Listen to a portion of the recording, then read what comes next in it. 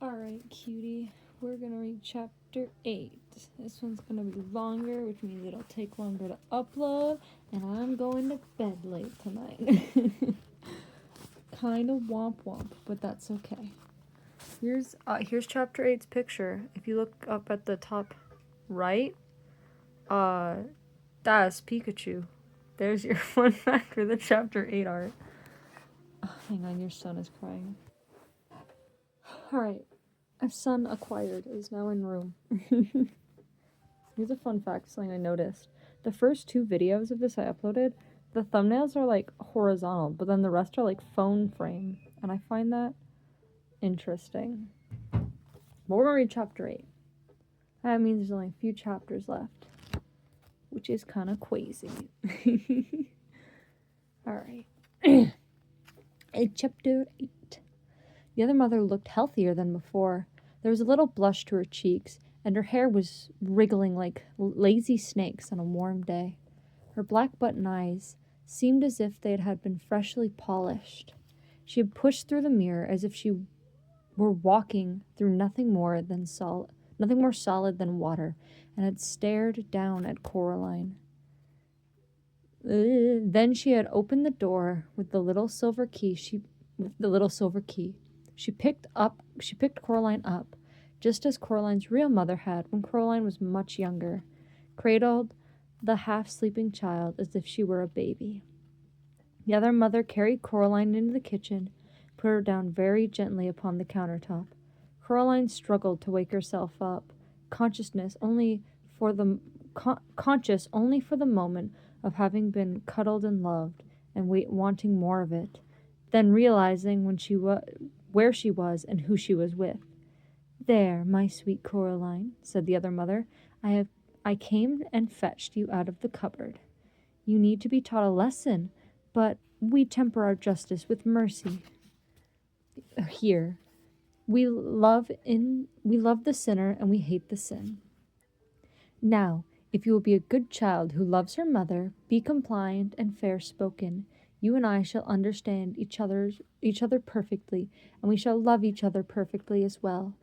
Coraline scratched the sleep grit from her eyes. There were other children in there, she said. Old ones from long ago. Were there? Said the other mother. She was bustling between the pans and the fridge, bringing out eggs and cheese, butter, and a slab of sliced pink bacon. Yes, said Coraline. There were, and I think they're planning to turn me into one of them, a dead shell. Her mother smiled gently. With one hand, she cracked the eggs into a bowl. With the other, she whisked them and whirled them. Then she dropped a pat of butter into the frying pan, where it hissed and fizzled and spun as she sliced the thin slices of cheese. She poured the melted butter and the cheese into the egg mixture and whisked it some more. Now I think you're being silly, dear, said the other mother. I love you. I will always love you. Nobody sensible believes in ghosts anyway. That's because they're all such liars. Smell the lovely breakfast I'm making you? She poured the yellow mixture into the pan. Cheese omelet, your favorite. Yeah? Oh, shit. I'll point this out to you because you can't look back in the book. I think I said, I think they're planning to turn me into one of them. But it actually says, I think you're planning to turn me into one of them. My bad. I swear I'm good at reading and don't have dyslexia. Coraline's mouth watered. You like games, she said. That's what I've been told. The other mother's black eyes flashed. Everybody likes games, was all she said. Yes, said Coraline. She climbed down from the counter and sat at the table. The bacon was sizzling and spitting under the grill. It smelled wonderful. Wouldn't you be happier if you won me fair and square? Said Coraline. Probably, said the other mother. She had a show of unconcernedness, but her fingers twitched and drummed as she licked her lips with her scarlet tongue. What exactly are you offering? Me, said Coraline. She gripped her knees under the table to stop them from shaking. If I lose, I'll stay here with you forever, and I'll let you love me. I'll be the most dutiful daughter. I'll eat your food and play happy families, and I'll let you sew buttons into my eyes. Another mother stared at her, black buttons unblinking. That sounds very fine, she said. And if you do not lose, then you let me go. You let everyone go. My real father and mother, the dead children, everyone you've trapped here. The other mother took the bacon from under the grill. Sorry, I'm different lo-fi on this time, and it's a lot louder than my old lo-fi. The other mother took the bacon from under the grill and put it on a plate. Then she slipped the cheese omelet from the pan onto the plate, flipping. Don't do that! Hey! Mr. Man! Don't play with my panties! That's weird! He's trying to move them out of his way so he can get good sniffs under the door. But he's still a little freaking weirdo. Why are you weird? Yeah? Yeah, you're weird. Silly boy. Then she slipped the cheese omelet from the pan onto a plate, flipping it as she did so, letting it fold itself into the perfect omelet shape. I fucking wish. I've never been able to flip an omelet perfectly. She placed the breakfast plate in front of Coraline, along with a glass of freshly squeezed orange juice and a mug of frothing hot chocolate. Sorry, Foster's being silly, and I'm like having to keep an eye on him to make sure he doesn't do anything stupid. Hi! What's up? Okay, I'll come open the door. I'll be right back, hun. See, Cully's sitting politely behind me. But Fost is being a little scoundrel. Da da ba ba beep boop dee beep beep doop. Yes, she said. I think I like this game. But what kind of game shall it be? A riddle game? A test of knowledge or skill? An exploring game, suggested Coraline. A finding things game. And what do you think you should be finding in this hide-and-go-seek game, Coraline Jones? Coraline hesitated. Then, my parents, said Coraline, and the souls of the children behind the mirror. The other mother smiled at this triumphantly, and Coraline wondered if she had made the right choice. Still, it was too late to change her mind now. A deal, said the other mother. Now, eat up your breakfast, my sweet. Don't worry, it won't hurt you. Coraline stared at the breakfast, hating herself for giving in so easily, but she was starving. How do I know you'll keep your word? Asked Coraline. I swear it, said the other mother. I swear it on my own mother's grave. Does she have a grave? Asked Coraline. Oh, yes, said the other mother. I put her there myself, and when I found her trying to crawl out, I put her back. Swear on something else, so I can trust you keep your word. My right hand, said the other mother, holding it up. She wriggled the long fingers slowly, displaying the claw-like nails. I swear on that. Coraline shrugged. Okay, she said. It's a deal. She ate the breakfast, trying not to wolf it down. She was hungrier than she had thought. As she ate, her other mother stared at her. It was hard to read expression in those black button eyes, but Coraline thought that her other mother looked hungry too. She drank the orange juice, but even though she knew she would like it, she could not bring herself to taste the hot chocolate. Where should I start looking? Asked Coraline. Where you wish, said the other mother, as if she did not care at all. Coraline looked at her, and Coraline thought hard. There was no point, she decided. In careful. Knocking over my things, tisk, tisk. There's no point, she decided, in exploring the garden and the grounds. They didn't exist. They weren't real. There was no abandoned tennis court in the other mother's world, no bottomless well. All that there was the house itself. She looked around the kitchen, she opened the oven, peered into the freezer, poked into the salad compartment of the fridge. The other mother followed her about, looking at Coraline with a smirk, always hovering at the edge of her lips. How big are souls, anyway? Asked Coraline. The other mother sat down at the kitchen table and leaned back against the wall, saying nothing. She picked out her teeth with a long crimson varnished fingernail. Then she tapped the finger gently, tap, tap, tap, against the polished black surface of her black button eyes. Fine, said Coraline. Don't tell me. I don't care. It doesn't matter if you help me or not. Everyone knows that a soul is the same size as a beach ball. She was hoping the other mother would say something like, Nonsense! They're the size of ripe onions or suitcases or grandfather clocks. The other mother simply smiled, and the tap, tap, tapping of her fingernail against her eye was steady and relentless as the drip of water droplets from the faucet into the sink. And then Coraline realized it was simple, the noise of the water, and she was alone in the room. Coraline shivered. She preferred the other mother to have a location. If she was nowhere, then she could be anywhere. And after all, it was always easier to be afraid of something you cannot see. She put her hands into her pockets, and fingers closed around the reassuring shape of the stone with the hole in it. She pulled it out of her pocket, held it in front of her as if she were holding a gun, and walked out into the hall. There was no sound but the tap-tap of the water dripping into the metal sink. She glanced at the mirror at the end of the hall. For a moment it clouded over, and it seemed to her that faces swam in the glass, indistinct and shapeless, and then the faces were gone, and there was nothing in the mirror but a girl who was small for her age, holding something that glowed gently, like a green coal. Coraline looked down in her hand. Surprised, it was just the stone with the hole in it, a nondescript brown pebble. Then she looked back in the mirror, where the stone glimmered like an emerald. A trail of green fire blew from the pebble in the mirror and drifted toward Coraline's bedroom. Said Coraline. She walked into the bedroom. The toys fluttered excitedly as she walked in, as if they were pleased to see her. And a little tank rolled out of the toy box to greet her, its tread rolling over several other toys. It fell from the toy box onto the floor, tipping as it fell, and lay on the carpet like a beetle on its back, grumbling and grinding its treads before Coraline picked it up and turned it over. The tank fled under the bed in embarrassment. Coraline looked around the room. She looked in the cupboards and the drawers. Then she picked up one end of the toy box and tipped all the toys in it out onto the carpet, where they grumbled and stretched and wriggled awkwardly free of each other. A gray marble rolled across the floor and clicked against the wall. None of the toys looked particularly soul-like.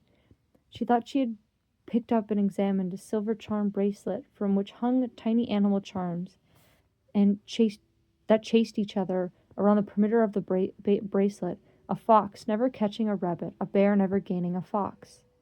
Coraline opened her hand and looked at the stone with the hole in it, hoping for a clue, but not finding one. Most of the toys had been... I think there's a small fly in my room, one of those really small ones, and I think Kali has found it. She's so good at hunting. Oh, wow. Oh, wow.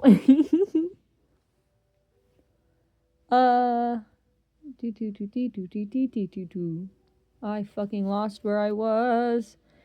Looked at the stone, hoping for a clue, not finding one. Most of the toys that had been in the toy box had now crawled away to hide under the bed, and a few toys that were left, a green plastic soldier, a glass marble, a vivid pink yo-yo, and such, were the kinds of things you'd find in the bottom of toy boxes in the real world, forgotten objects, abandoned and unloved. She was about to leave and look elsewhere, and then she remembered a voice in the darkness, a gentle whispering voice, and what it had told her to do. She raised the stone with the hole in it and held it in front of her right eye. She closed her left eye and looked at the room through the hole in the stone. Through the stone, the world was gray and colorless, like a pencil drawing. Everything in it was gray. No, not quite everything. Something glistened on the floor, something the color of ember in a nursery fireplace, the color of a scarlet and orange tulip nodding in the May sun. Coraline reached out her left hand, scared that if she took her eye off of it, it would vanish, and she'd fumble for the burning thing. Her fingers closed about something smooth and cold. She snatched it up, then lowered the stone with the hole in it from her eye and looked down. The gray glass marble from the bottom of the toy box sat, dully, in the pink palm of her hand. She raised the stone to her eye once more and looked through it at the marble. Once again the marble burned and flickered with a red fire. A voice whispered in her mind, "Indeed, lady, it comes to me that I certainly was a boy. Now I do think on it. Oh, but you must hurry. There are 2 of us still to find, And the beldam is already angry for you uncovering me.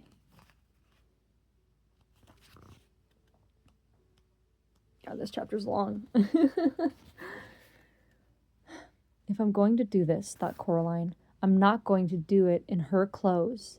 She changed back into her pajamas and her dressing gown and her slippers, leaving the gray sweater and black jeans neatly folded on the bed, the orange boots on the floor by the toy box.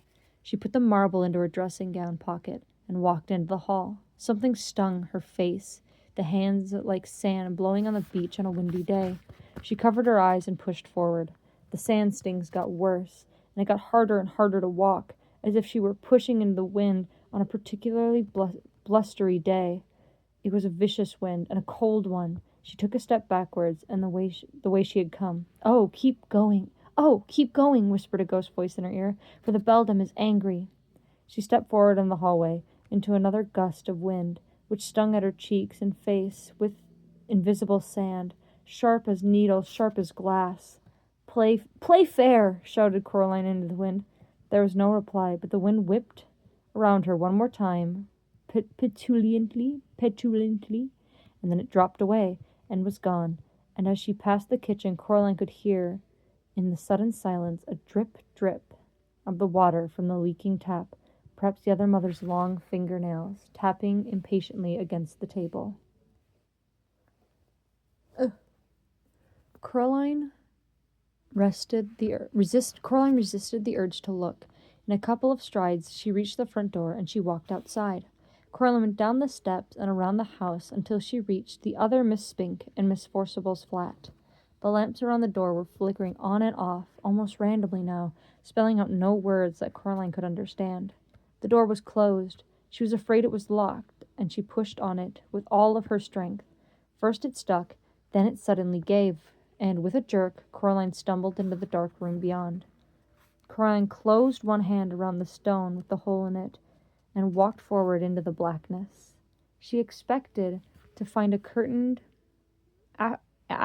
anteroom, but there was nothing there. The room was dark. The theater was empty. She moved ahead cautiously. Something rustled above her. She looked up into a deep darkness, and as she did so... What? Is there a bug? Oh, there's a bug. She looked up into a deeper darkness, and as she did so, her feet knocked against something. I hope you can hear her chirping. I got peek. Is there a bug? Oh, wow. Yeah, you get that bug. You got this. You get that bug. So did her feet knock against something. She reached down, picked up a flashlight, and clicked it on, sweeping the beam around the room. The theater was derelict, and abandoned. Chairs were broken on the floor, and old dusty spiderwebs draped the walls and hung from rotten wood and the decomposing velvet hangings. Something rustled once again. Coraline directed the light beam upwards, towards the ceiling. There were things up there, hairless, jellyish. She thought they might once have had faces, might even once have been dogs, but no. No dogs had wings like bats or could hang like spiders. Could hang like spiders, like bats, upside down. The light startled the creatures, and one of them took to the air, its wings whirling heavily through the dust. Coraline ducked as it swooped close to her. It came to rest on the far wall, and it began to clamber upside down, back to the nest of dog bats upon the ceiling. Oh, there's a sun at my door. Oh, my son did not come in. However, me and Cully did work together to catch the bug. We had to kill it. I was just gonna let her play with it, but it was a lot bigger of a bug than I would have liked, so it had to die. Oh, we just turned the page, didn't we? Yeah, we did. Oh, yeah. Did we? No, wait. Am I stupid? Where the fuck were we? Dog bats upon the ceiling. Coraline raised the stone to her eye and she scanned the room through it, looking for something that glowed or glistened or glinted, a telltale sign that somewhere in this room was another hidden soul. I'm gonna blow up your son with my mind. Bop up deep bop beep deep bop. Somewhere glowed, somewhere. She ran the beam of the flashlight about the room as she searched, the thick dust in the air making the light beam seem almost solid. There was something up on the back of the wall behind the ruined stage. It was a grayish white, twice the size of Coraline herself, and it was stuck to the back wall like a slug. Coraline took a deep breath. I'm not afraid, she told herself. I'm not. She did not believe herself, but she scrambled up onto the old stage, fingers sinking into the rotting wood as she pulled herself up. As she got closer to the thing on the wall, she saw that it was some kind of sack, like a spider's egg case.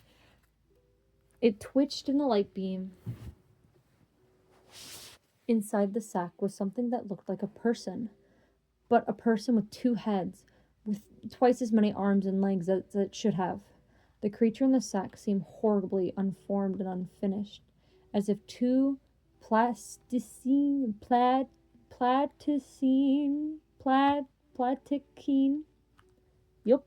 people had been warmed and rolled together, squashed and pressed into one thing. Coraline hesitated. She did not want to approach the thing. The dog bats dropped one by one from the ceiling and began to circle the room, coming close to her but never touching her. Perhaps there are no souls hidden in here, she thought. Perhaps I can just leave and go somewhere else. She took one last look through the hole in the stone. The abandoned theater was still bleak gray, but now there was a brown glow, as rich and bright as polished cherry wood, coming from inside the sack. Whatever was glowing was being held by one of the hands of the thing on the wall. Coraline walked slowly across the damp stage, trying to make as little noise as she could, afraid that if she disturbed the thing in the sack, it would open its eyes and see her, and then... But there was nothing that she could think of as scary as having it look at her. Her heart pounded in her chest. She took another step forward. She had never been so scared, but still she walked forward until she reached the sack. Then she pushed her hand into the sticky, clingy whiteness of the stuff on the wall. It cracked softly, like a tiny fire, as she pushed, and it clung to her skin and clothes like a spider web clings, like white cotton candy. She pushed her hand into it.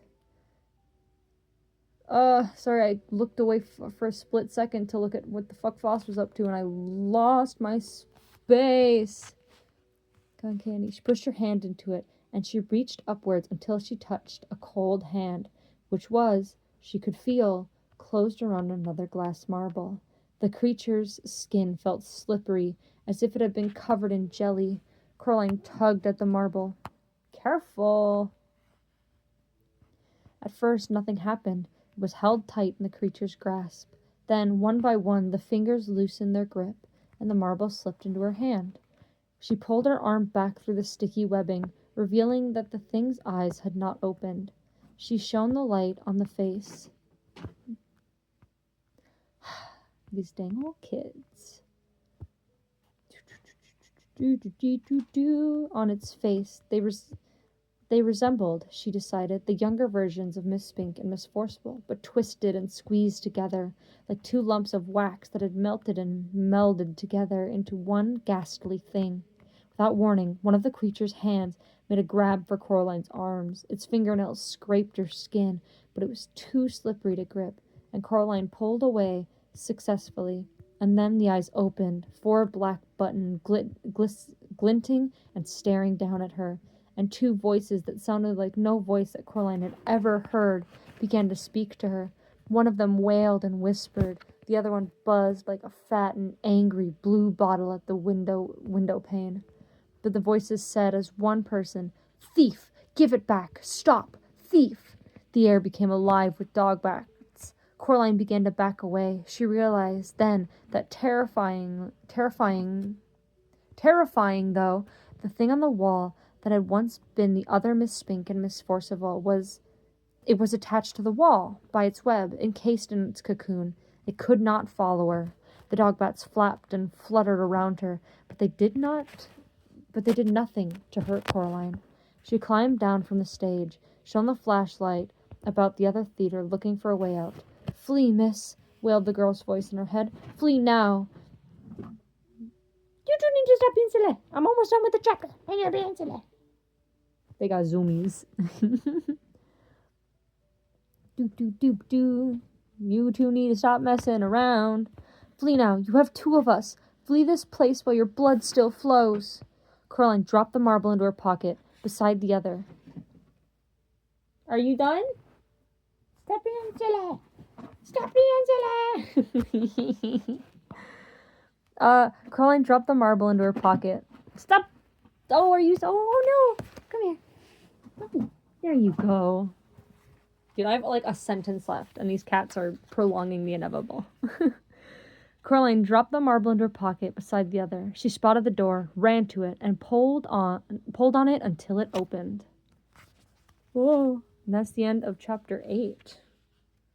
Spooky scary times. It's time for spooky scariness. Were you spooky scared? I was spooky scared. I was actually this book, when I first read it in middle school, did unnerve me a lot. It's a good freaking book, though.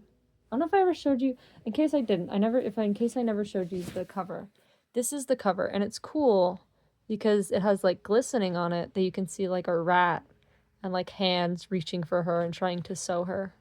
And I think that's really cool. Bad times, but really cool. See, I got the special version because mine's the 10th anniversary edition, which it just has a bunch of like stuff written in the back. But that was chapter 8. Pretty epic, pretty spooky. Took me about a half an hour to read that, which is not PogChamp. It's probably going to take like a half an hour to an hour for this to upload, so I probably won't be getting to bed till 11:30, which is also kind of whack. That just means more time I get to talk to my pretty boy while he has internet problems, apparently. I hope you are actually listening to these. If you're actually listening to these, and I will be paying attention, I don't know. What should be a secret code word? If you're actually listening to these, you have to send me, damn, if only my brain wasn't so small. Send me the word marble. You don't have to put any context. I'll understand. So that's how I'll know if you're actually listening to these. If you never text me that word, I'll cry. Because that's telling me that you're not listening. I'm gonna blow these cats up. Yeah, if you're actually listening to these, text me the word marble. And then I'll give you all of the kisses. Alright, cutie. I'm gonna upload this and get comfy because I'm not tired. I don't want to sleep, but I got work. Womp womp. But I love you. I gotta deal with these zoomy old cats. And a good night, cutie.